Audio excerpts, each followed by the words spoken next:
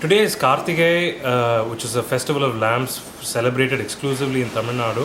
I think we should also look at it in the larger context of how we can inspire a lot of good leadership and management qualities in children through these festivals and also create in them a spirit of inquiry.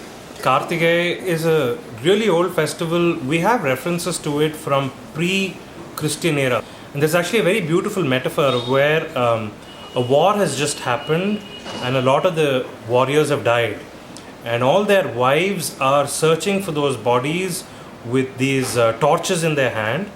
And the poet compares that from a distance to the many earthen lamps that are lit in the festival of Karthika. So that's one of the earliest references that we have. Karthika is typically in the full moon day in the month of Karthika, and Karthika is also the name of a particular constellation. Pleiades, I think, is what it's called in Greek.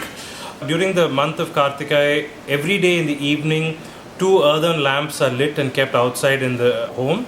And on the day of the full moon, many more lamps are lit. So these could be lamps made out of bronze, lamps made out of terracotta, but never lamps made out of stone.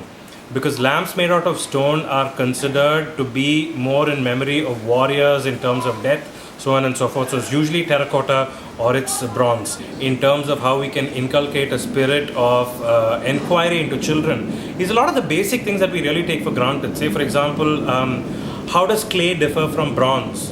So if a metal has to be molded to create a lamp, what could be the method that could be used? I think that's a great thing to teach a child using Karthika as an example. Why do we use a wick to light a fire? Looking at the color of fire, can we tell the temperature of the fire? And one of the most simple questions will be, why use oil to light the lamp and not water? So these are some of the questions that I could think of. It could be both art related and it could be science related as well. Most of the bronze lamps have the figure of a hamsa on the top. And the hamsa is a mythical bird.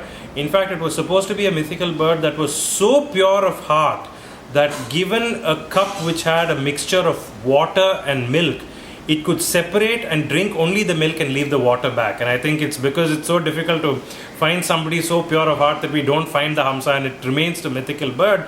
But it would be a great conversation to have with a child, say 5 years or above, to look at how or what they could do to learn good things from people and not look at the bad things so much from them.